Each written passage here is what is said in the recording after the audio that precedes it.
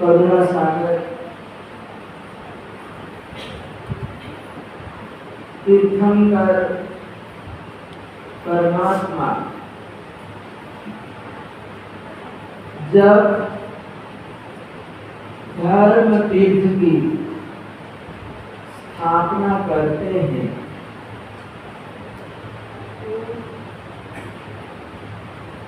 तो उसी समय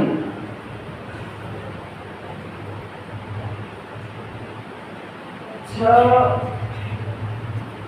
आवश्यकों की आराधना प्रारंभ हो जाती है।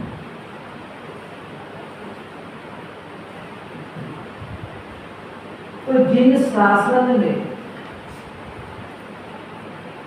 छह आवश्यकों की बड़ी महिमा है और चतुर्विध श्री संघ में साधु साध्वी श्रावक और श्राविका इस सकल श्री संघ में छह आवश्यकों की आराधना होती है और ये मन जिनातम की सज्जाई में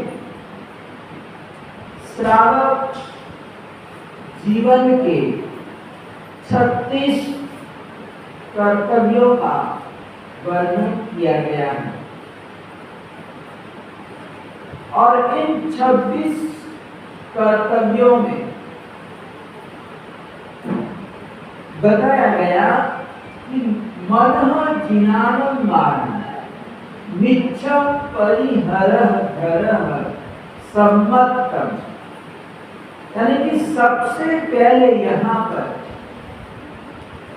प्रथम कर्तव्य बताया गया कि जिनेश्वर परमात्मा की आज्ञा का पालन करना, शिरोधार्य करना, यानी ये हमारा प्रथम कर्तव्य हुआ कि कोई भी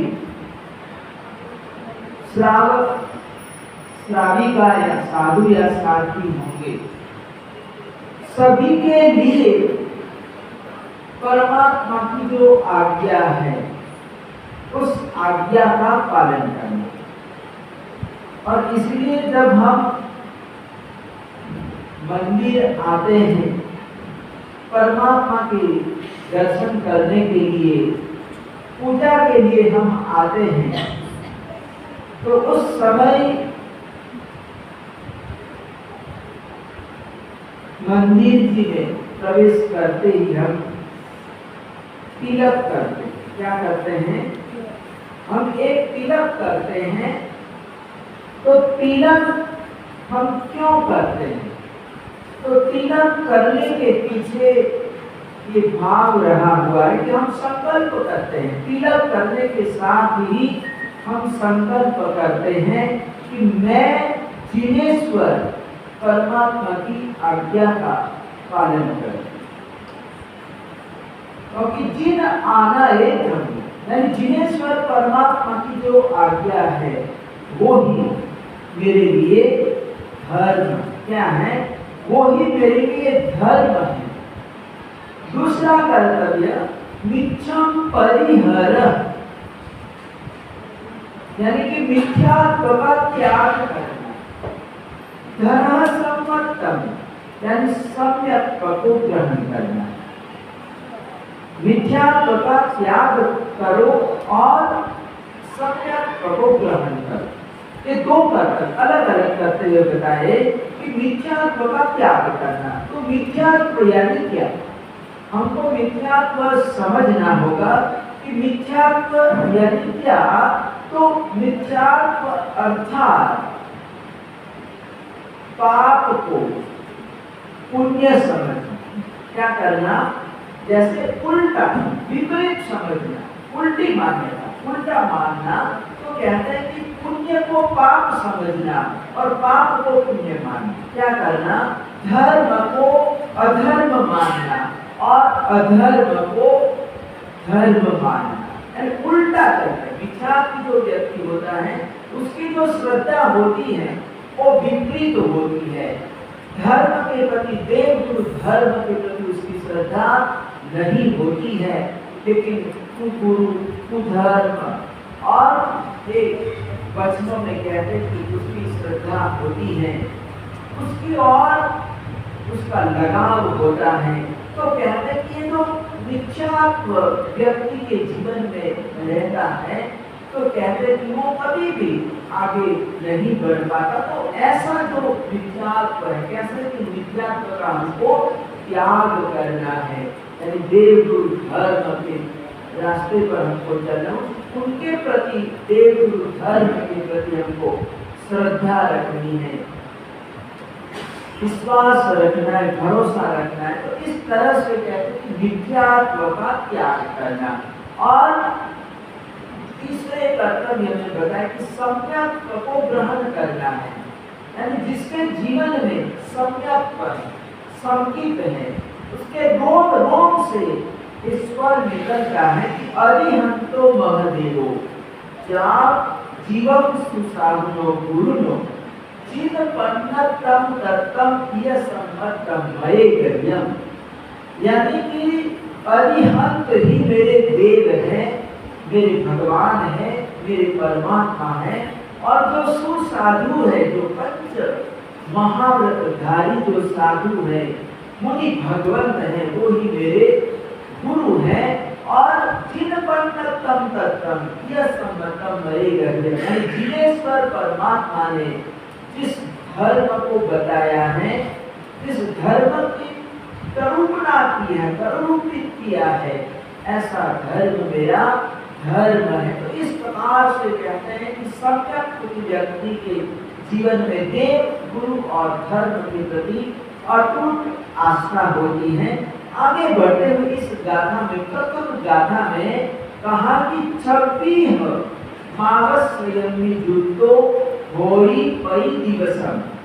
यानी यहाँ पर बताया कि 6 आवश्यकों, यानी जो हमारे जिन शासन में सदावश्यक की जो आराधना बताई है, धर्माराधना बताई है, कहते हैं कि युद्ध यानी उसके साथ सदावश्यकों के साथ हमको जुड़ना है। क्या करना है? 6 आवश्यकों की आराधना हमको करनी है। तो यहाँ पर कहते हैं आवश्यम, अवश्य करनी चाहिए। आवश्यक यानी क्या? तो यहाँ पर कहते हैं कि अवश्य करना चाहिए। सिर्फ आवश्यक हम बोलते शब्द का प्रयोग किया कि जो 6 चीजें क्या है, 6 चीजें हैं, ये 6 चीजों को कहते हैं कि अवश्य हमको अपने जीवन में स्थान देना चाहिए। जैसे हम पानी के बिना नहीं रह सकते हैं, भोजन के बिना नहीं रह सकते हैं, यानी भोजन करना, भोजन लेना हमारे लिए आवश्यक है। क्या है? हमारे लिए आवश्यक है बाजार जाना, व्यापार करना, धंधा करना, बिजनेस करना हमारे लिए जैसा आवश्यक है। क्या है? आवश्यक है। इस बिना धंधे के, काम धंधे के हमारा काम नहीं चल सकता है, हमारा खर्चा नहीं निकल सकता, पैसे नहीं कमा सकते हैं। तो कहते हैं कि बिजनेस करना, व्यापार करना हमारे जीवन में अवश्य होता है, हम इसको आवश्यक मानते हैं।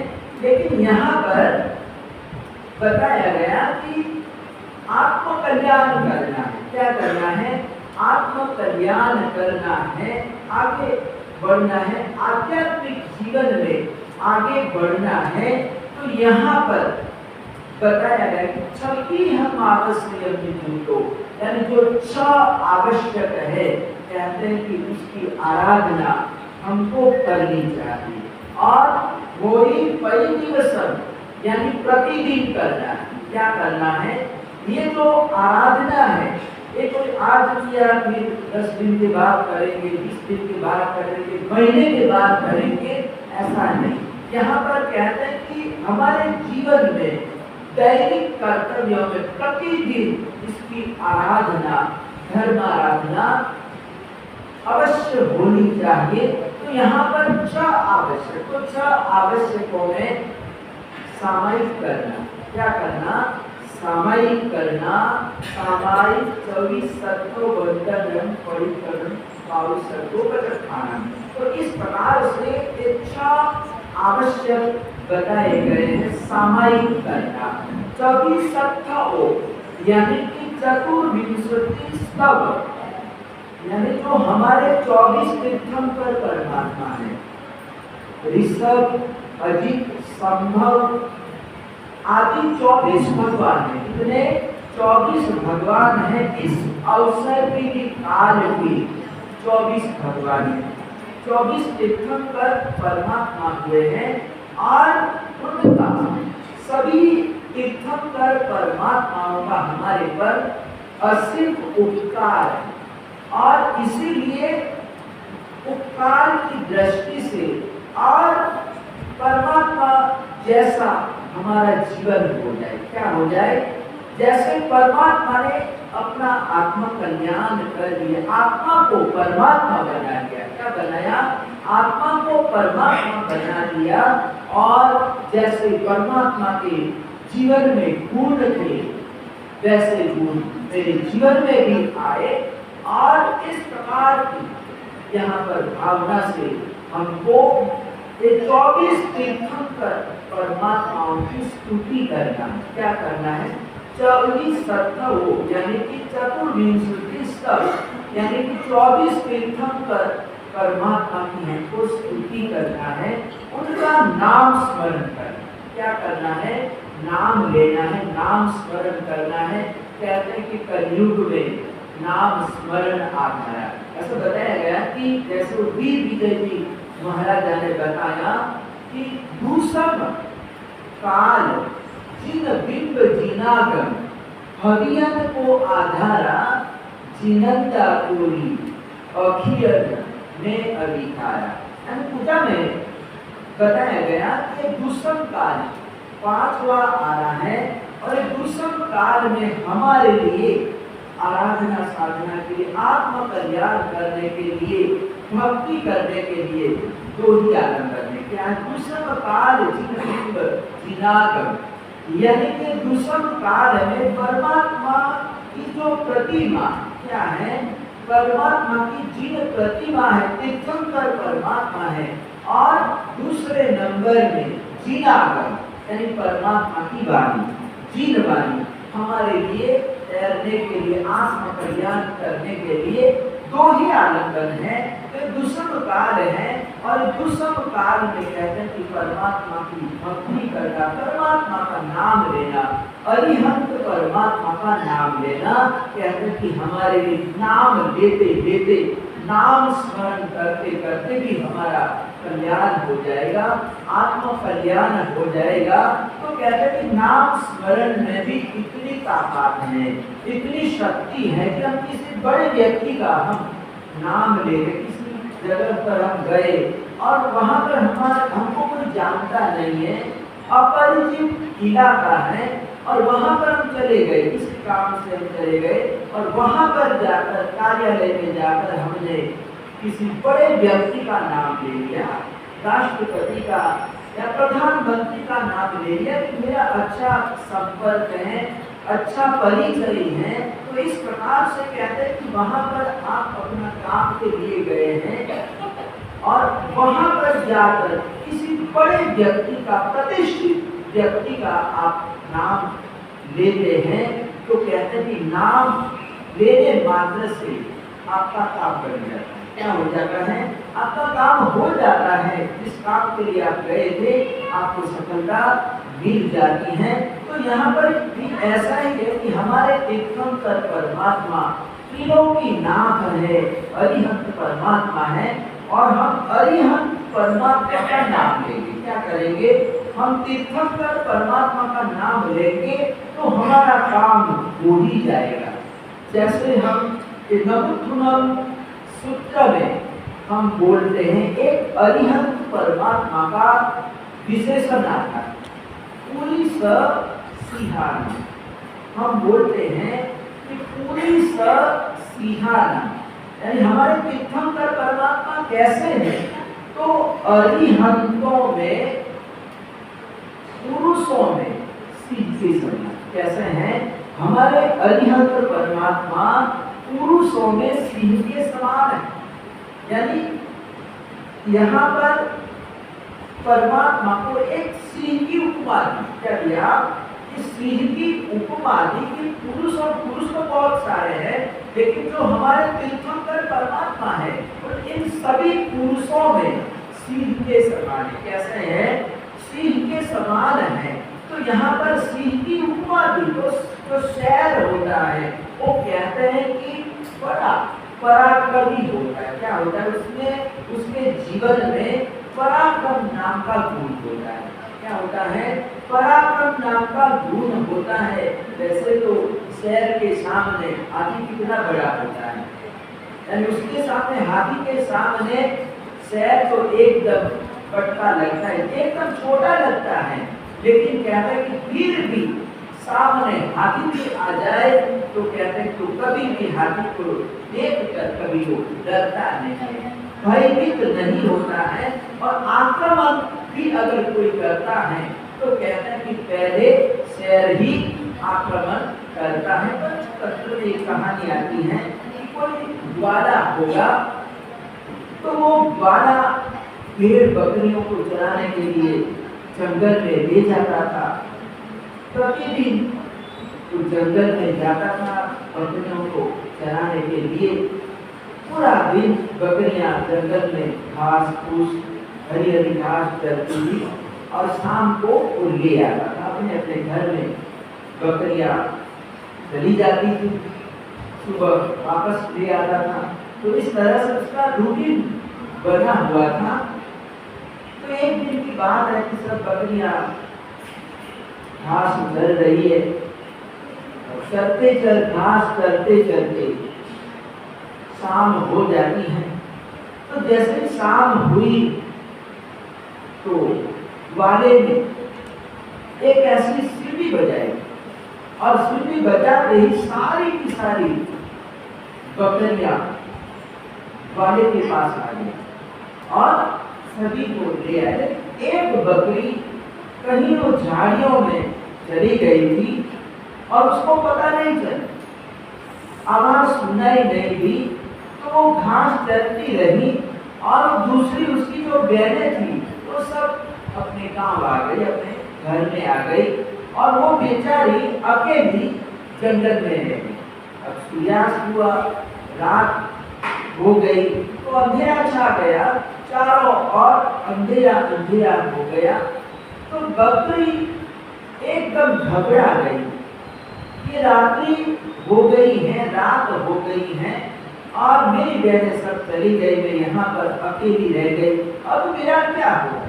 वो बहनें करने लगी, इधर उधर दौड़ने लगी, और उसके मन में यही था कि किसी की नजर में आ गई, शेर भालू की नजर में आ गई तो आज मेरे 100 वर्ष पूरे हो जाएंगे। लेकिन फिर भी कहते हैं कि डरते डरते उसने जैसे जैसे करके रात बिता दी। सुबह हुई, प्रातःकाल हुआ, लेकिन समस्या वो की, प्रॉब्लम वो की, वो डर अंदर भरा हुआ था, डर रही थी। आखिर सूर्योदय हुआ, उजाला हुआ, और उजाले में इसने रास्ते को देखा, लेकिन जगत में कोई आने जाने का कोई रास्ता होता नहीं है। वो तो पशुओं के आने जाने से छोटा सा रास्ता बन जाता है, वो कच्चा रास्ता होता है। तो ऐसा कच्चे रास्ते पर चढ़ जाती है। तो उसने देखा कि यहाँ से कोई अभी शेर गुजरा, मेरे पहले कोई यहाँ से शेर गया है। तो उसने शेर के ताजे पगड़िए देखे और वो पग चिन्हों को देखकर बकरी वहीं पर तब देके बैठी। उसने अपने मन से भय निकाल दिया, डर निकाल दिया और एकदम निर्भीक होकर बैठ गई और वो वहीं पर बैठी रही। तो थोड़ी देर के बाद वहां पर दूर से कोई हाथी आता हुआ दिखाई दिया। तो बकरी ने देखा कि हाथी आ रहा है और हाथी ने भी देख लिया कि ये रास्ते के बीच में बकरी बैठी हुई है। तो धीरे धीरे हाथी चलता हुआ बकरी के पास पहुंच गया। तो उन्होंने आवाज लगाई कि बकरी हट, मुझे रास्ता दे दे, मुझे आगे बढ़ना है, आगे जाना है। लेकिन बकरी ने सुना अनसुना कर दिया, कोई ध्यान नहीं दिया। उसने 2-3 बार आवाज लगाई लेकिन बकरी वहीं पर बैठी रही, हटी नहीं। तो फिर हाथी को एकदम गुस्सा आ जाता है और गुस्से में कहता है कि तू हटती है या नहीं हटती है, तू बहुत छोटी है इसलिए तेरे पर मुझे दया आ रही है, नहीं तो कभी भी तेरे पर शून्य से उछाल दी होती, तू मेरे को रास्ता दे दे। तो उस समय बकरी कहती है कि अगर आपको जाना है तो साइड से निकल जाओ ना, मेरे को परेशान क्यों करते। बकरी ने कहा कि आपको जाना ही है ना तो साइड से निकल जाओ, मेरे को क्यों उठा रहा है।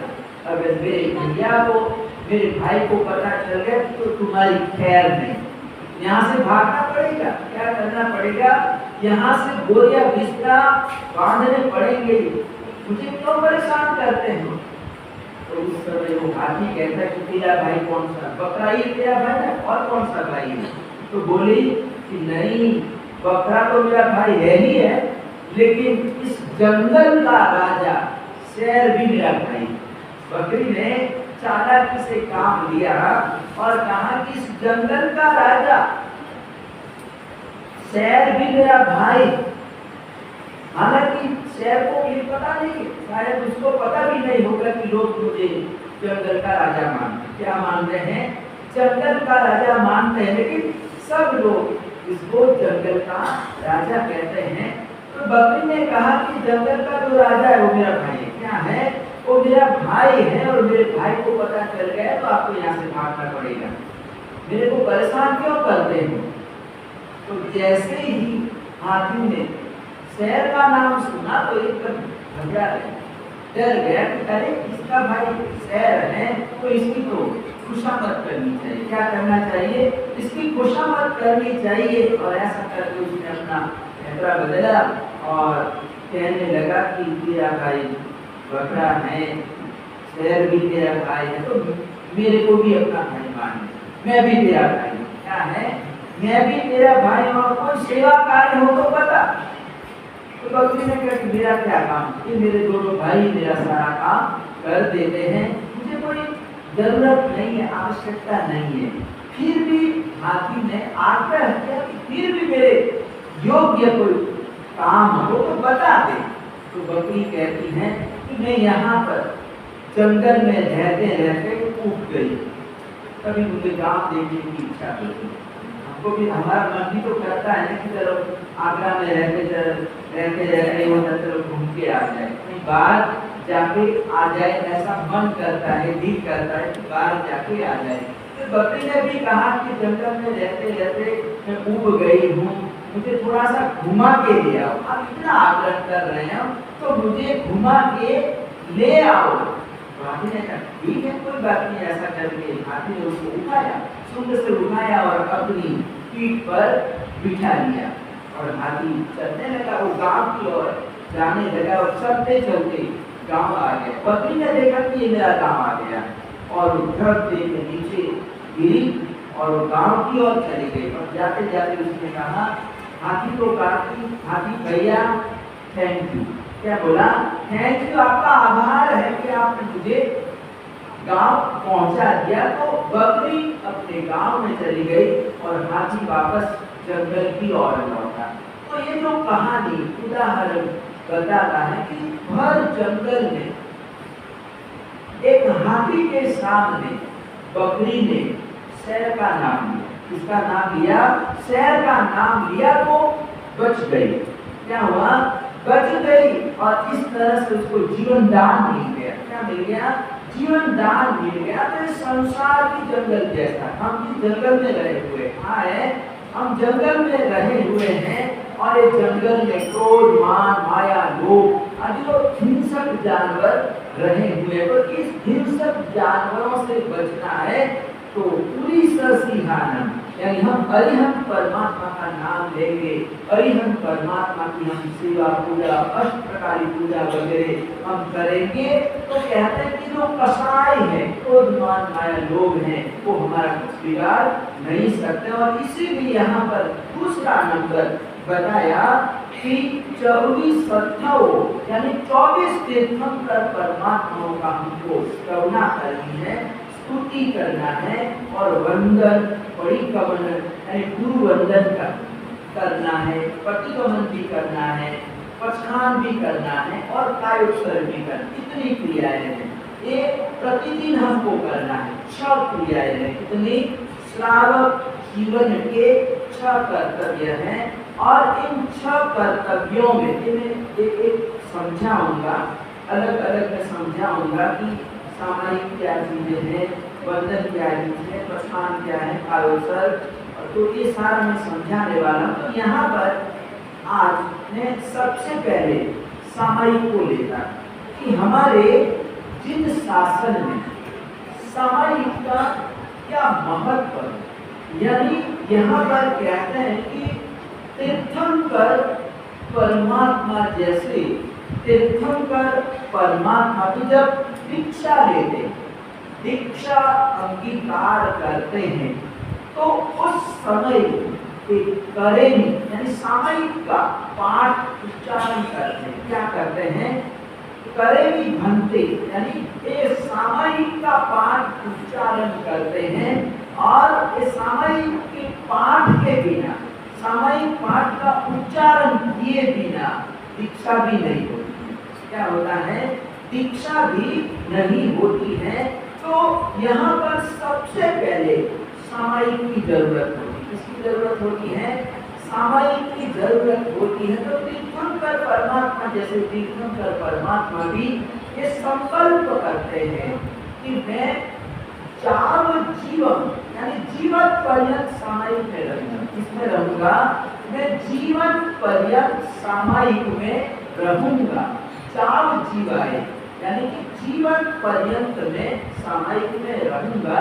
जब हमारी दीक्षा होती है तो भी गुरु भगवान, आचार्य भगवान ये सामायिक का ही उच्चारण करते हैं और उस समय बोलते करेंगे भंते सामान्य सावजम योगम पठन चाव जीवाए तिरिहम तिरिहम मननम वायाय कायदम न करे न कार्य परम कंपी अन्नम न समुद्रानी तस् घंटे परिक्रमामी निंदामी गरिहामी अपमानम गोसी रानी। तो इस प्रकार से कहते हैं कि करेगी घंटे पाठ के बाद ही दीक्षा मिलती। क्या मिलता है? दीक्षा मिलती। तो यहाँ पर सामायिक की पहले जरूरत क्या है? उपदान करना है, कुछ भी करना है तो कहते हैं कि सबसे पहले सामायिक लेना जरूरी है। क्या करना है? सामायिक लेना जरूरी है। प्रतिगमन भी करना है तो पहले सामायिक लेना जरूरी है। बिना सामायिक के प्रतिगमन भी नहीं है। क्या है? सबसे पहले सामायिक ग्रहण करना पड़ता है, लेना पड़ता है और बाद में ही हमारी दूसरी क्रिया प्रारंभ होती है। तो हमारे यहाँ पर एक सामायिक का महिमा बताया गया कि सामायिक वरिजुक्तो चाव मने होई नियम संयुक्तो चिन्नरी असुहम कमम सामायजत्यावारा सामायमी उपरे समनोहिक सावरो हवई जमहा तेन कारणेन बहुसो सामायम पूजन। पाठ है सामायिक वैधत्व सूत्र है और इस सूत्र में पार के समय सूत्र बोला जाता है। जब हम सामायिक पूरी हो जाती है तो उस समय हम इस सामायिक पार के समय इस सूत्र का हम उच्चारण करते हैं, बोलते हैं। तो इसमें सामायिक की महिमा बताई गई। क्या बताया गया है? सामायिक का महत्व बताया गया इन दो गाथाओं में कि सामायिक का कितना महत्व है और सामायिक की इतनी महिमा कि कोई हमसे सामायिक पारने के आदेश भी मांगता है।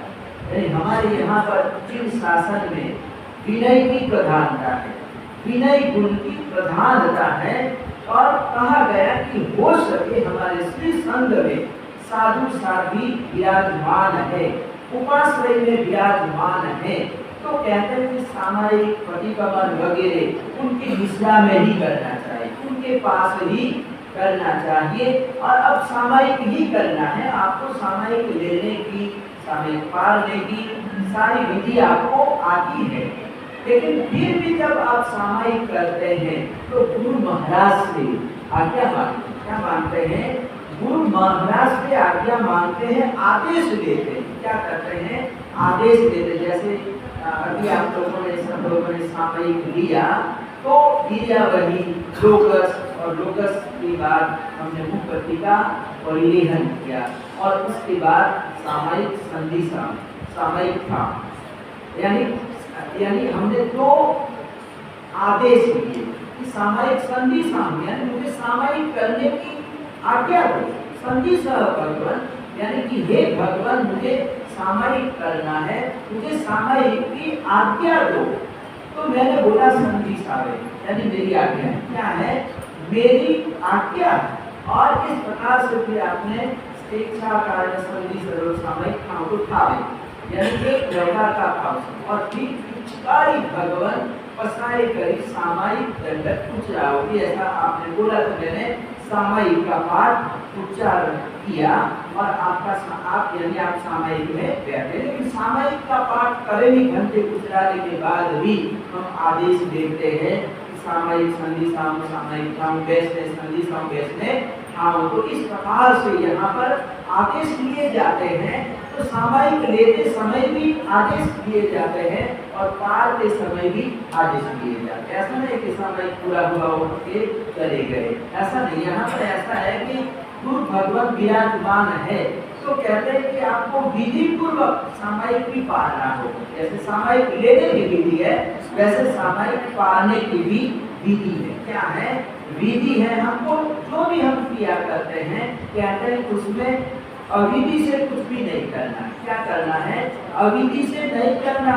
विधि का महत्व है। क्या है?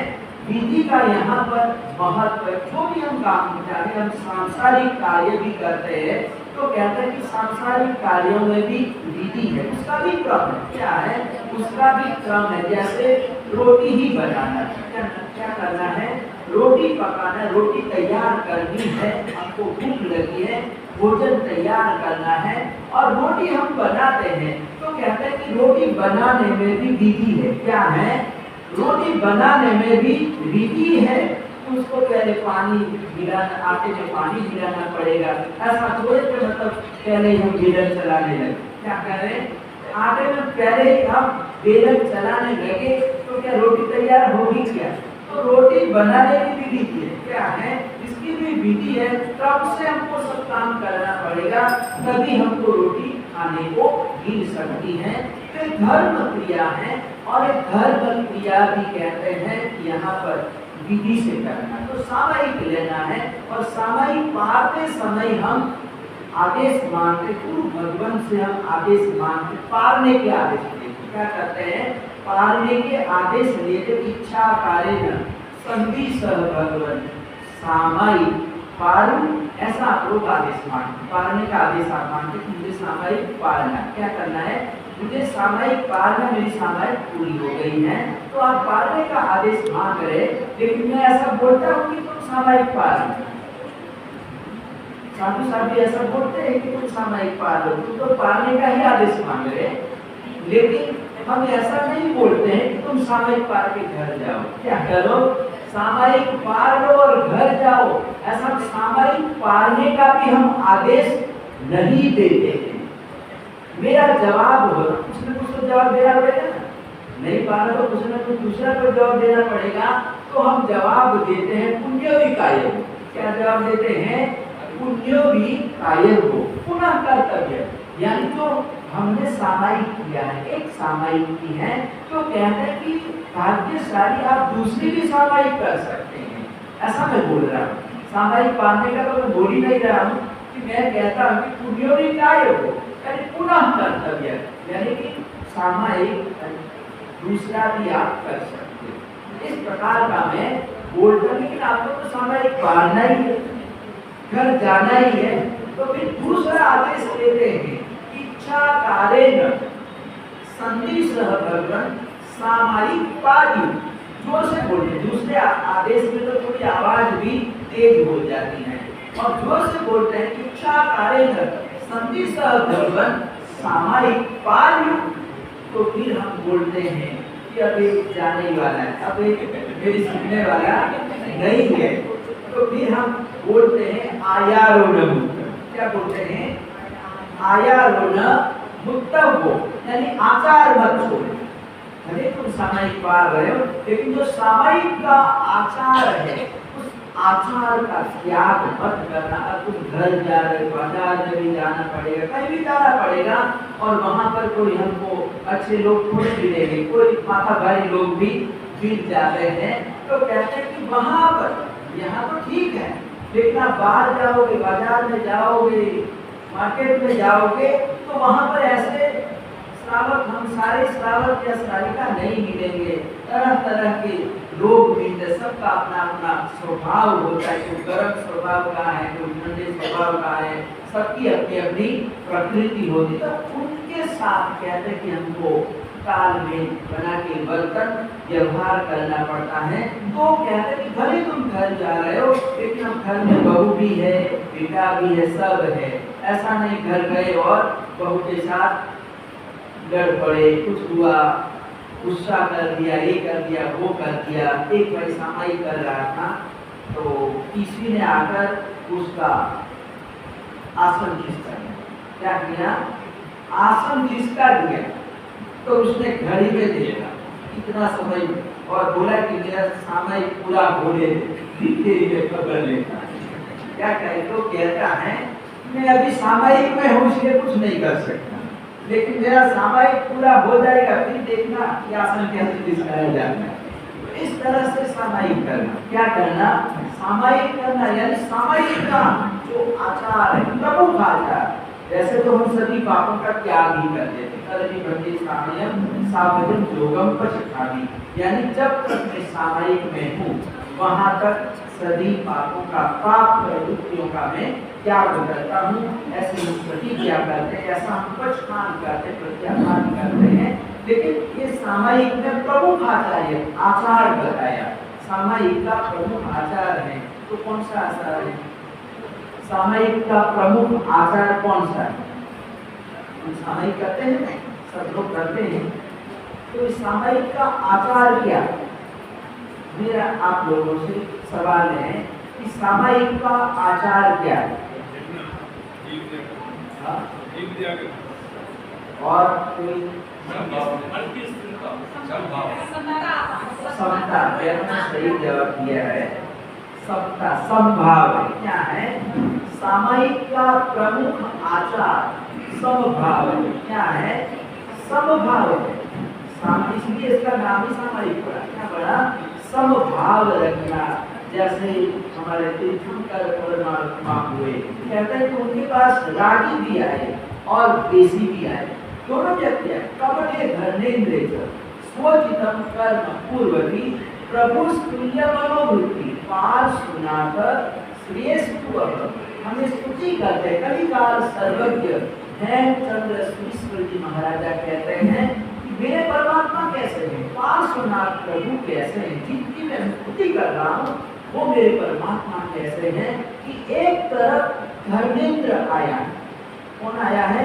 धर्मेंद्र आया है और उसने परमात्मा डूब न जाए, पानी से डूब न जाए, ऐसा करके उन्होंने भक्ति से छत्र धारण किया। क्या किया? परमात्मा के ऊपर छत्र धारण किया और परमात्मा की सेवा कर रहा है, परमात्मा की भक्ति कर रहा है, सेवक बन के आया है, भक्त बन के आया है। और दूसरा कपट दुश्मन बन के आया है, वो परमात्मा को डूबो देना चाहता है। क्या करना चाहता है? वो जल में डूबो देना चाहता है और इसीलिए वो मूसलाधार बारिश गिरा रहा है। वो द्वेष से भरा हुआ है। क्या है कि कपट द्वेष से भरा हुआ है और धर्मेंद्र भक्ति से भरा हुआ है। लेकिन दोनों अपना अपना काम कर रहे, धर्मेंद्र अपना काम कर रहा है और कपट अपना काम कर रहे। लेकिन कलिकाल सर्वज्ञ हेमचंद्र सूरीश्वर जी महाराजा कहते हैं कि प्रभु तुल्य मनोवृत्ति, यानी परमात्मा की जो मनोवृत्ति है वो एकदम बराबर, न तो धर्मेंद्र के ऊपर परमात्मा का किसी प्रकार का राग क्या है, न तो राग है और इधर कपट के प्रति थोड़ा सा भी द्वेष नहीं। ये कितना दुष्ट है, क्या है, कितना दुष्ट है, मेरे को कष्ट पहुंचा रहा, ऐसा भाव, ऐसा विचार भी परमात्मा के मन में नहीं आता। समभाव है। क्या है? यहाँ पर शत्रु, दुश्मन और मित्र पर कहते हैं कि परमात्मा का एकदम समान भाव है, समभाव है। क्या है? समभाव बना हुआ है। तो पार्श्वनाथ भगवान की जो आराधना क्या है, प्रभु पार्श्वनाथ की जो आराधना है, ये आराधना समता की आराधना है। किसकी आराधना है? समता की आराधना है। कि कपट और पार्श्वनाथ प्रभु का कोई एक जन्म का नाता नहीं, 10-10 जन्मों का नाता है। और ऐसा भव परंपरा चलती है और बैर होता है। वो दुश्मन बन के आता है और वो जान से मारता है। क्या करता है? जान से मारता है, लेकिन फिर भी पार्श्वनाथ प्रभु की आत्मा सहन करते। क्या करते? सहन करते, समता भाव में रहते हैं। चाहे हाथी के भव में, किसी के भव में कहते हैं कि वो आगे वो कमट मारता है, उसका जीव मारता है, लेकिन उस समभाव में रहते हैं। तो ऐसे हमारे जो तीर्थंकर परमात्मा होते हैं, अरिहंत परमात्मा होते हैं, उनके जीवन में कहते हैं कि समता का और अनेक प्रकार के गुण होते हैं। और इसीलिए हमारे लिए वो महापुरुष है। क्या है? हमारे लिए ऐसे महापुरुष होते हैं। ऐसे महापुरुषों की भक्ति करना, कहते हैं कि यहाँ पर हम भक्ति करने से हमारी कर्म निद्रा और हमारे जीवन में, उनके जीवन में जो गुण है वो गुण भी आते हैं। तो यहाँ पर मैं सामायिक की महिमा बता रहा था कि सामायिक का प्रमुख आचार समभाव है। क्या है? समभाव है। तो यहाँ पर बताया कि सामायिक वयजितो जाओ मने होई नियम संयुक्तो, यानी कि जब श्रावक सामायिक व्रत में होता है, किसमें होता है? सामायिक व्रत में होता है। नियम संयुक्त, यानी सामायिक के नियम में होता है। किसमें होता है? नियम में होता है। अब यहाँ पर कहते हैं कि सामायिक लेना, और सामायिक का जो समय है वो 48 मिनट का है। कितना?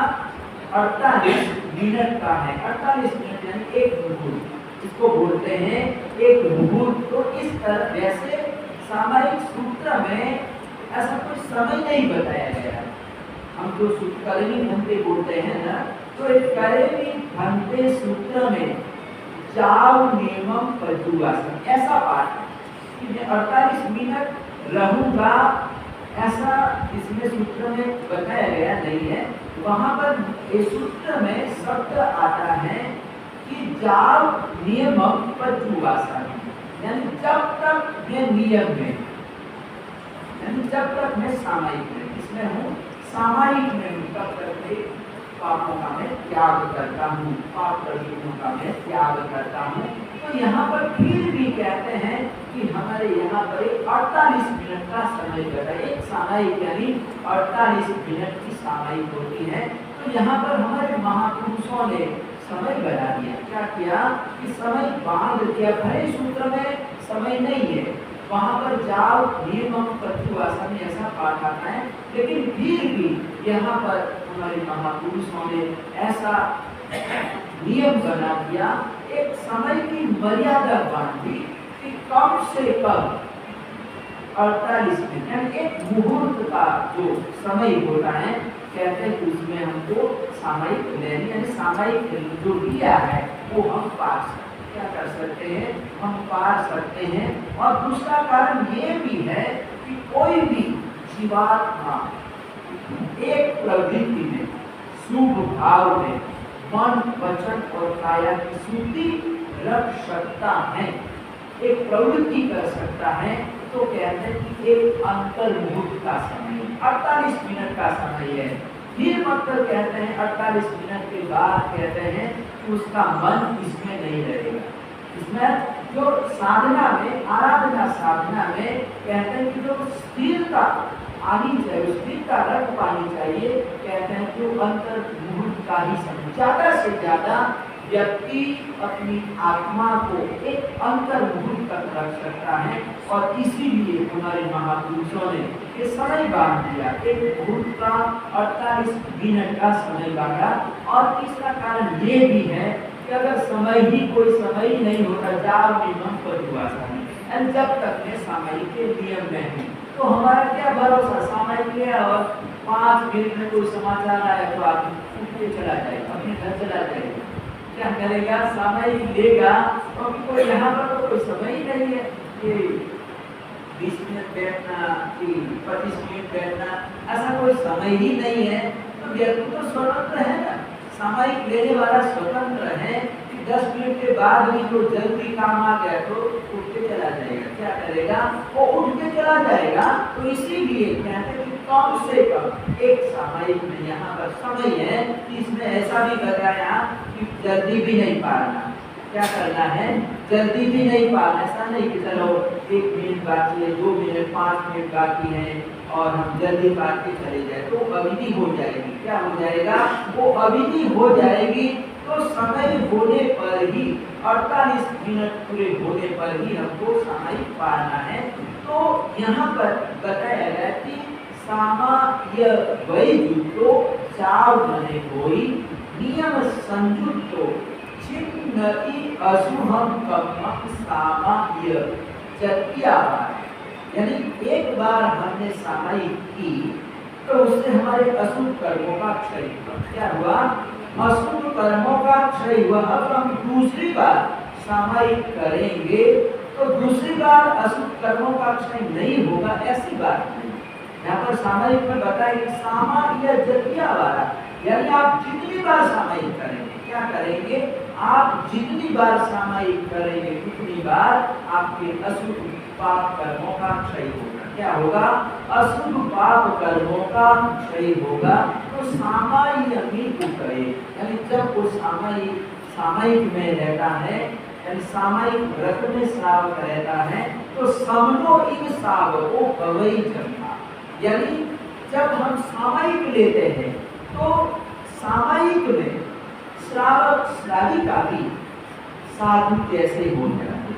समनो इन श्रावको भवई जन्मा, यानी हम दीक्षा तो नहीं ले पाते हैं, लेकिन ये 2 घड़ी का हम एक सामयिक करते हैं तो कुछ समय के लिए, थोड़े से समय के लिए हम साधु बन जाते हैं। क्या बन जाते हैं, हम साधु बन जाते हैं, हम साध्वी भगवत बन जाते हैं। तो यहाँ पर कितनी बड़ी महिमा है कि हम जीवन भर साधु साध्वी नहीं हो सकते हैं, पंच महाव्रतों का पालन नहीं कर सकते, हम नहीं कर सकते हैं, लेकिन हमारे जीव शासन में ये सामयिक की आराधना बताई गई कि सामयिक की हम आराधना करते हैं, प्रतिदिन आराधना करते हैं। तो कहते हैं कि कुछ समय के लिए हम साधु बन जाते हैं। क्या बन जाते हैं, साधु बन जाते। बाकी 24 घंटे तो उनको इधर उधर जाना ही है। कहते हैं कि जो पागल लोग होते हैं, जो पागल होते हैं, मैंने सुना था कि यहाँ पर 2 चीजें, पागल खाना भी आगरा है, एक पागल खाना भी है, और दूसरा यहाँ पर फेमस चीज है कि यहाँ का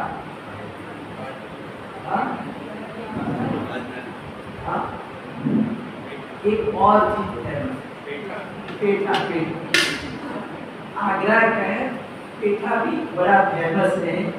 तो कहीं पर मतलब एक पागल खाने का नाम आता है तो कि आगरा का भी नाम दिया जाता है। तो जो पागल लोग होते हैं, जो कहते हैं कि वो भी 24 घंटे पागल नहीं होते, क्या होते हैं ये जो पागल लोग हैं, ये भी कोई 24 घंटे पागल नहीं रहते, कुछ समय के लिए ठीक भी हो जाते हैं। क्या हो जाते हैं? कुछ समय के लिए ठीक भी हो जाते हैं, अच्छे हो जाते हैं। तो कहते हैं कि हम 24 घंटे सांसारिक कार्यों में, प्रवृत्तियों में हम लगे रहते हैं, लेकिन थोड़ा सा समय हम 2 घड़ी का सामायिक निकाल लेते हैं, एक सामायिक भी करते हैं। तो जैसे पागल कुछ समय के लिए अच्छा हो जाता है, ठीक हो जाता है, तो एक सामायिक भी हम करते हैं, 24 घंटे में एक सामायिक भी करते हैं। तो कहते हैं कि हमारा कल्याण क्या है? आत्म कल्याण है। तो इस सामायिक का जो आयोजन है, ये कोई मेरा जन्मदिन है इसीलिए सामायिक का आयोजन ऐसा नहीं है। कल छठ का दिन था और कल हमारे 22वें तीर्थंकर नैमिषारण्य परमात्मा का दीक्षा कल्याण। क्या था? दीक्षा कल्याण था। पंचमी को हमने जन्म कल्याण मनाया, जन्मदिन मनाया और हमने एकासना किया। सभी ने, हमारे श्री संघ में एकासने का व्रत यानी तपस्या हुई, सामूहिक एकासना तप हुआ। तो इस तरह से हमने जब तप करके परमात्मा का जन्म कल्याण मनाया और पंचमी के दिन परमात्मा का जन्म हुआ और छठ के दिन परमात्मा ने दीक्षा ली। गिरनार जी पर जाकर परमात्मा ने दीक्षा ली। तो कल परमात्मा का दीक्षा कल्याण क्या था? दीक्षा कल्याण था।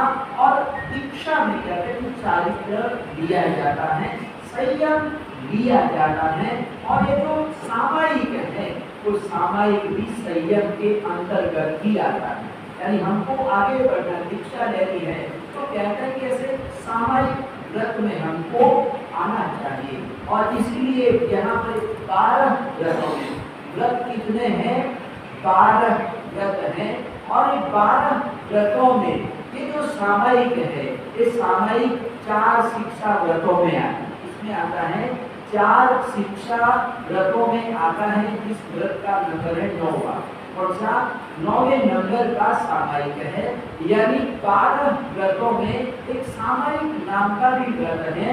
और श्रावक श्राविकाओं को ये सामायिक जरूर करना चाहिए, अवश्य करना चाहिए। तो इस प्रकार से यहाँ पर बताया गया कि सबलो ईर्षावतो भवई जमहा। और इस कारण एन कारण बहुत सामायिक पूजा, इस कारण से हमको सामायिक बहुत बार करनी चाहिए।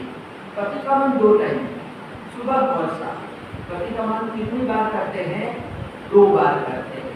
यानी प्रतिक्रमण के लिए 2 बार ही बताया, लेकिन सामायिक के लिए कोई ऐसा नहीं है। बहुत सामायिक पूजा यानी कि आप बहुत बार सामायिक कर सकते हैं।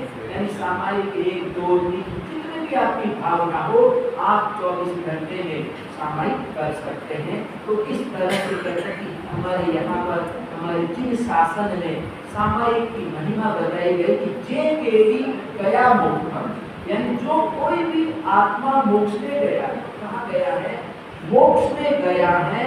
और जे भी गच्छन्ति कभी संज्ञा, जो जाते हैं या फिर भविष्य में जाएंगे, ते सभ्य सामान्य प्रभावेन प्रियक, यानी जितने भी जीव मोक्ष में गए हैं, मोक्ष में जाते हैं और जाएंगे, वो सारे के सारे जीव सामायिक के प्रभाव से, सामायिक के कारण से मोक्ष में गए, सामायिक ग्रहण किया, सामायिक का पालन किया।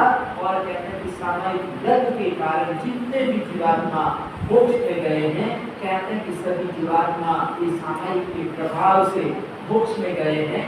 तो यहाँ पर कोई पूरिया माता जी को कोई नगर था, एक बड़ा नगर था। तो उस नगर में एक माता जी रहती थी, साधारण माता जी थी, एक टूटी फूटी उसकी झोपड़ी थी और झोपड़ी में रहती थी और प्रतिदिन कुछ सामायिक करती। क्या करती थी, प्रतिदिन सामयिक या करती थी। और इधर नगर का जो सेठ है उसके पास बहुत पैसा, तो वो दान करता, क्या करता था, वो बड़ा दान करता था। तो जब वो बुढ़िया माता से मिलता था तो कहता था कि माँ जी तुम भी दान क्या करो, ये सामयिक करती रहती हो, लेकिन कभी कभी दान भी करो, क्या करो, कभी कभी दान भी करो। तो इस प्रकार से उसके तो थोड़ा अपने मन में अहंकार था, क्या था, अहंकार था। और इसलिए बुढ़िया को बार बार जब कभी भी मिलता तो कहता कि तू सामयिक करती रहती है, कभी कभी दान भी दिया कर, यथाशक्ति तू दान दिया कर। तो बेचारी बुढ़िया सुन लेती, कुछ जवाब भी नहीं देती, लेकिन उसने अपना सामयिक बंद नहीं किया, वो सामयिक करती रही। तो कुछ समय के बाद बुढ़िया का स्वर्गवास हो गया। और इधर जो दान भी सेठ था, तो सेठ का भी स्वर्गवास हो गया। तो मरने के बाद जो बुढ़िया माता थी वो राजा के घर में उसने जन्म लिया, एक राजकुमारी बनी, क्या बनी, एक राजकुमारी बनी। और जो सेठ था बड़ा दानवी था, दान देता था, वो मरकर जंगल में हाथी हुआ। क्या हुआ, वो जंगल में एक हाथी के रूप में पैदा हुआ, हाथी बना। तो एक बार जंगल में राजा के सैनिक लोग गए हुए थे, उन्होंने देखा, ये हाथी को देखा और देखते ही हाथी पसंद आ गया। एक युवा अवस्था वाला था। तो सैनिक लोग उसको पकड़ के राज दरबार में गए और राजा ने देखा, हाथी को देखा, तो देखकर राजा को भी हाथी पसंद आ गया।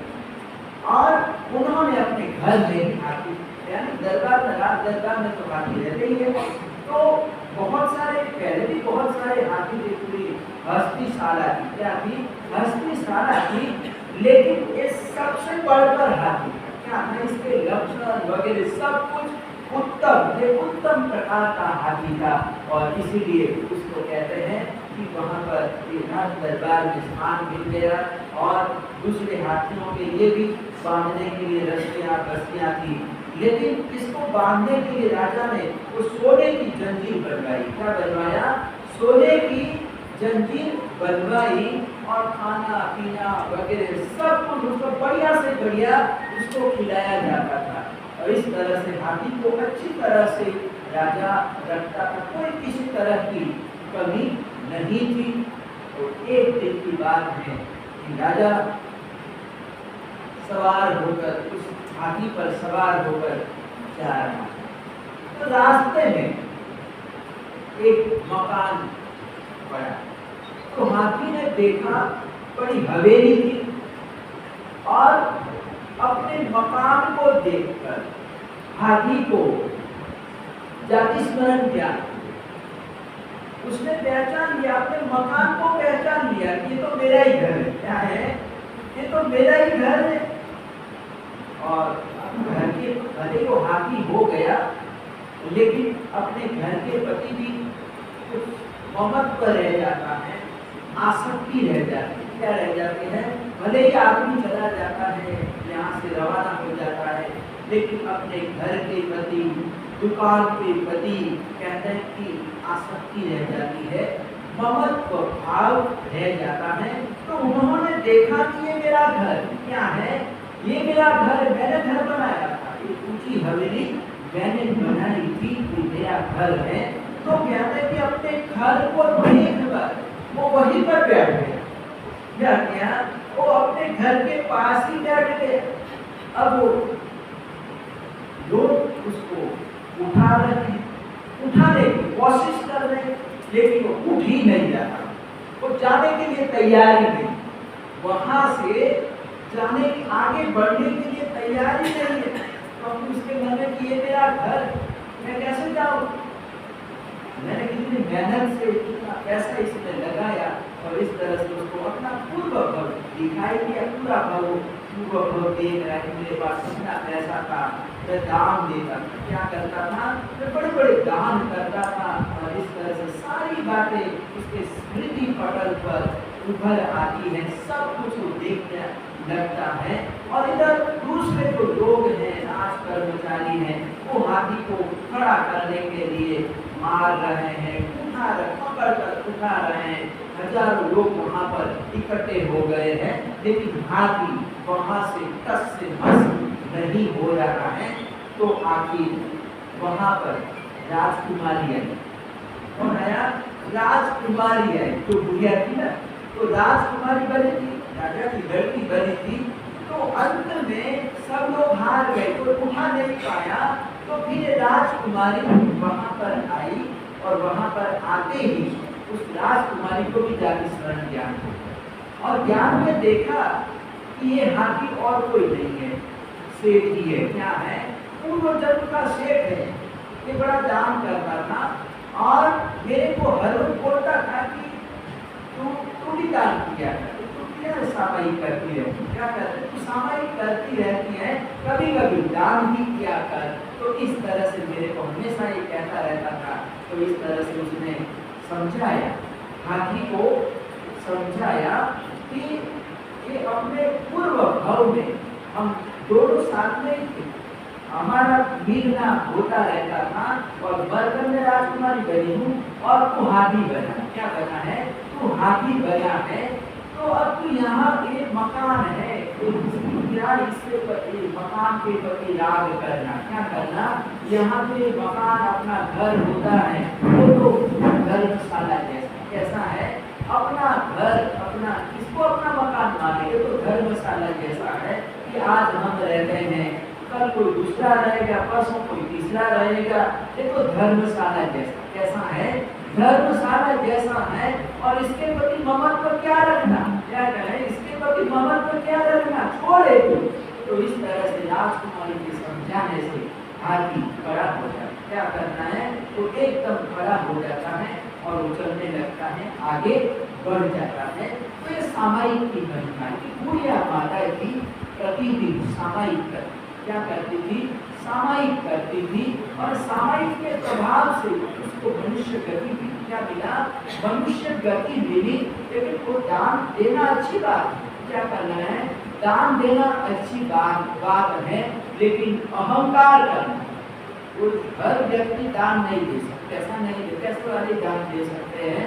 तो यहाँ पर कहते हैं कि अहंकार करना गलत। क्या है? दान देना अच्छी बात है, बहुत बढ़िया बात है, लेकिन दान के पीछे जो दूषण आ जाता है, क्या आ जाता है? दूषण, अहंकार का, अभिमान का जो दूषण होता है। तो दान तो दिया और इसलिए उसको दान का पुण्य तो था ना, इसलिए उसको रहने को दरबार नहीं है। राजा ने उसको रखा, प्रेम से रखा, स्नेह से रखा। और जो खाना जैसे राजकुमार को मिलता था वो ही भोजन हाथी को मिलता था। यानी उसका भी तो, पशु का भी तो पुण्य है ना। हमारे घर में कुत्ता रहता है और बाहर गली में भी तो कुत्ता रहता है।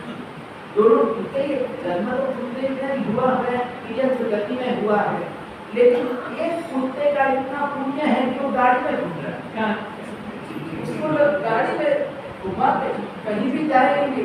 चौपाटी में बहुत देखा, बम्बई में चौपाटी में हमने देखा कि कुत्ते भी कारों में घूमते हैं। इसमें घूमते हैं, आदमी को बैठने को नहीं मिलता, कुत्ते मौज करते। क्या करते हैं? कुत्ते मौज करते हैं। सुबह सुबह लोग अपने बच्चों को तो नहीं लाते हैं, लेकिन कुत्तों को तो लेकर ही आते हैं। क्या करते हैं? कुत्तों को घुमाते। क्या करते हैं? कुत्तों को घुमाते हैं, इतना स्नेह रखते हैं, यानी पालते हैं। जैसे हमारे यहाँ पर मना किया गया है चतुष्पद, यानी इसमें कहते हैं कि पशुओं को रखने से, किसी को बंधक बनाने से, हम अपने घर में रख लेंगे तो फिर वो चार दीवारी में आ जाएगा ना, फिर वो कभी कहीं घूम नहीं सकता है। तोते को ले आए, किसी को ले, कछुए को ले आए और घर में रख दिया, तो घर में अब कितनी जगह होती है, और थोड़ी मतलब सीमित जगह होती है ना, और बेचारे कुत्ते में उसको रहना पड़ता है। तालाब में रहेगा, कितना वो स्वतंत्र रहता है, कितना जल होता है। तो इस तरह से कहते हैं कि इस तरह पशुओं को रखने से, बंधक बनाने से भी हमको दोष लगता है। क्या लगता है?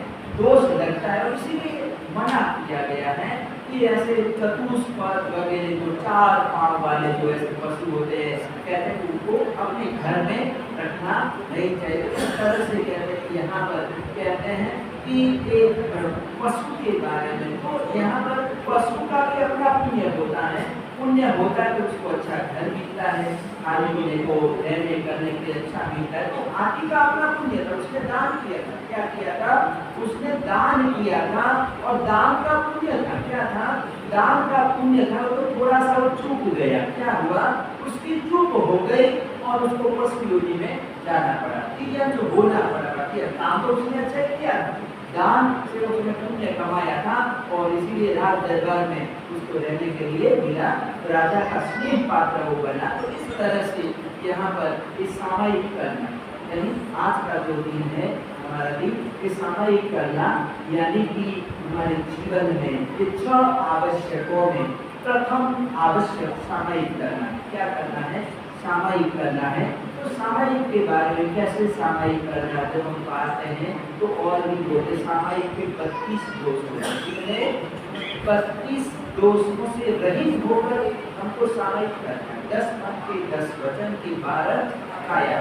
तो इस तरह से 32 दोषों से रहित होकर हमको सामायिक करना है। तो आज ये रविवार का दिन और सप्तमी का दिन आज मेरे लिए भगवत, तो मैं आप लोगों को आशीर्वाद देता हूँ, लेकिन आज का दिन आप सब लोगों का मुझे आशीर्वाद देना चाहिए। आप सब लोगों का, सकल श्री संघ का आशीर्वाद मुझे चाहिए कि मैं ज़्यादा से ज़्यादा शासन की सेवा कर सकूं, और जो भी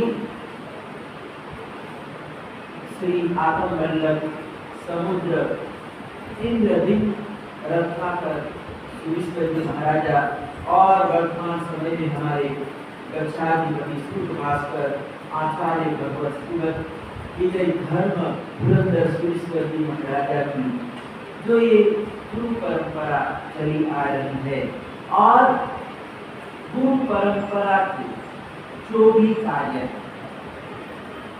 उन कार्यों को हम यथासक आगे बढ़ा सके, सेवा कर सके, यही हमें आज के दिन हम चाहते हैं। भले जन्मदिन होता है, अब जन्मदिन में क्या खुश होना, यानी एक तरह से 55 साल का हो, क्या हो गए 55वां जन्मदिन, यानी कि एक तरह से 55 वर्ष कम हो, क्या हो गए 55 वर्ष मेरे कम हो गए। तो बचे हुए जो वर्ष है, जो समय है, थोड़ा सा समय, उस समय में कुछ हम सेवा कर सके, शासन की सेवा कर सके। तो आज के दिन जन्मदिन को लेकर आप लोगों का बड़ा उत्साह, सामायिक की बात मैंने कही, तो सामायिक करने के लिए भी सब लोग भले ही मतलब पूर्णा में आए हैं। ऐसे सामायिक जो हम करते हैं, ज़्यादातर सामायिक जो किया जाता है वो धोती में किया जाता है। इसमें किया जाता है, धोती में किया जाता है। कोई बात नहीं है कि हम कभी कभी सामायिक करते हैं और सबके बीच में सामायिक करते हैं, तो कभी कभी ऐसा भी होता है कि सबके बीच में हम धोती पहन के कहा जाए, ऐसा भी होता है। कई लोगों को धोती पहनने में शर्म भी आती है, इतने सारे लोगों के बीच में उपास नहीं थे, हम धोती पहन के कैसे जाए? तो इसमें कोई बात नहीं है। अभ्यास करते करते हम धोती में भी आ सकते, क्या कर सकते हैं?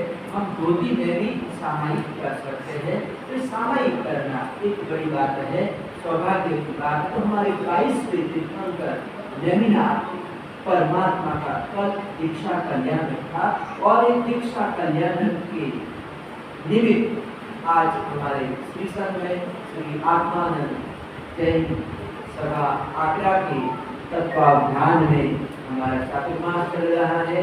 इस सभा ने आगरा श्री संघ ने श्री आत्मानंद जैन सभा आगरा ने हमारे वर्तमान गच्छाधिपति सुभास्कर आचार्य भगवंत जी को विनंती की चातुर्मास के लिए। वैसे 2-3 वर्षों से श्री संत की विनंती चल रही थी मेरे चातुर्मास की, लेकिन ऐसे अनुकूलता नहीं बैठ पा रही थी। पंजाब में हम आते हैं तो ये जो हमारा आगरा का जो श्री संघ है उसको भी हम पंजाब के अंतर्गत ही लेते हैं। यानी भले मैं यूपी में आया हूँ, लेकिन मैंने कभी ऐसा महसूस नहीं किया कि मैं यूपी में हूँ। मैं पंजाब में हूँ, किसमें हूँ? मैं पंजाब में ही हूँ। यानी हम यूपी को जैसे हम दिल्ली आते हैं, गुजरात राजस्थान से हम दिल्ली आते हैं, तो हम महसूस करते हैं कि हम पंजाब पहुँच गए। हम पंजाब पहुँच गए तो कई वर्षों से हमारी ऐसी इच्छा थी कि हमको आगरा जाना। कहाँ जाना है? आगरा जाना है। और हमारे मन में भी रहता है कि हमारे श्री संत साधु साथियों के बिना वंचित रहते हैं। यानी 10-10 वर्ष 12-12 वर्ष निकल जाते हैं, कोई चौमासा नहीं होता। क्या होता है? किसी साधु साथी का चातुर्मास नहीं होता है तो हम भले गुजरात में जाते, बॉम्बे जाते हैं, तो ऐसे संघों को हम ध्यान में रखते हैं कि हमको वहाँ पर भी जाना चाहिए कि हमारे भक्त है, हमारे गुरु भक्त है, और वहाँ पर जाकर भी हमको उन लोगों को समय देना चाहिए, टाइम देना चाहिए, चौमासा करना चाहिए, शेष काल में जाकर वहाँ पर विचरण करना चाहिए। ऐसे हमारे भाव रहते हैं, विचार रहते हैं। लेकिन क्या कि हमको पैदल चलना है। अब 5 साल से मैं यहाँ पर आया हूँ। नागौर दीक्षा देने के बाद मतलब हम अजमेर आए, और अजमेर आए तो कुछ दिनों के बाद वहाँ पर कोरोना कोविड चालू हो गया। तो मेरा चातुर्मास पहले से लुधियाना में तय था, पक्का हो चुका था। दूल्हे ने आज्ञा भी दे दी, प्रधान भारती जी ने विनंती किया और उस्त्रा भी आए। भारती जी, सुशील जी, संकील दुगड़, संदीप कोटा वगैरह सब लोग वहाँ पर उस्त्रा में आए और सारे कार्यक्रम बनाया कि बिहार का उस्त्रा से मुझे पंजाब की ओर लुधियाना चातुर्मास के लिए जाना है। उन्होंने सारी व्यवस्था भी की आने के लिए। लेकिन हमने जैसे ही हमारे साथ में 7-20 शिशु के प्रवासी शिशु के दर्शनार्थी के साथ में थे, तो हम लोगों ने अजमेर के लिए बिहार में मेरा कार्यक्रम था कि अजमेर जयपुर होते हुए दिल्ली जाना है और दिल्ली से हस्तिनापुर जाना, और वहाँ पर मैं वर्षी तक का पालना करूँगा, और पालना करने के बाद मैं लुधियाना पहुँचूंगा, चातुर्मास करूँगा। तो इस प्रकार से हम कार्यक्रम लेके चले थे। लेकिन अजमेर पहुँचते ही एक कोरोना चालू हो गया और फिर हमारा जाना भी लॉकडाउन हो गया। बार-बार लॉकडाउन होता रहा और हम वहाँ पर फंस गए, बिहार कर नहीं पाए। तो 1.5 महीना जितना हम अजमेर में ही रह गए। तो इस तरह से भी हमने आशा छोड़ दी थी कि पंजाब जाना नहीं होगा। लेकिन भारती जी ने कहा, हमारे गुरुदेव ने भी कहा कि तुम देख लो कैसा भी हो वातावरण, और नहीं तो उस्त्रा तो है ही है, उस्त्रा कर लो, चौमासा अपना उस्त्रा पास में ही है। लेकिन फिर भी मतलब हमारा सामान, पुस्तकें, किताबें वगैरह सब कुछ लुधियाना पहुंच चुका था, और कहीं पर भी हमारे किताबें वगैरह पुस्तकें पहुंची तो फिर वापस लौटी नहीं है। तो पहली बार ऐसा हो रहा है कि चातुर्मास निश्चित हो गया था और कैंसिल होने, रद्द होने जा रहा था। तो उस समय भारती जी ने कहा, उन्होंने गाड़ी भी भेजी, अलग से गाड़ी भेजी। मेरे पास तो गाड़ी थी, लेकिन एक और उन्होंने गाड़ी भेजा रसोई के लिए, और कहा कि आपको कहीं पर भी रास्ते में कोचरी वगैरह रसोईया है, और रसोईया तैयार करके आपको सब कुछ बनाएगा करेगा, और आप पधारिए। और फिर हमने रास्ता बदल दिया।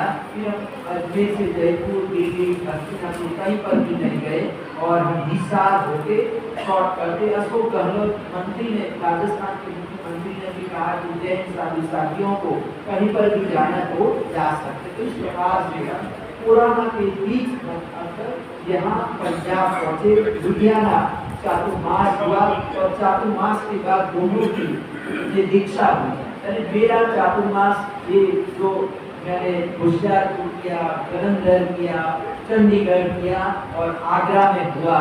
और एक बात भी मेरे साथ क्या है, छोटे बालक ने मेरे साथ, उनका भी बड़ा साथ सहयोग है, यानी चौमासा करने के लिए कभी मेरे साथ रहते हैं और इस तरह से चौमासा कर पा रहा हूँ। तो इस तरह से समय भी काफ़ी हो गया है।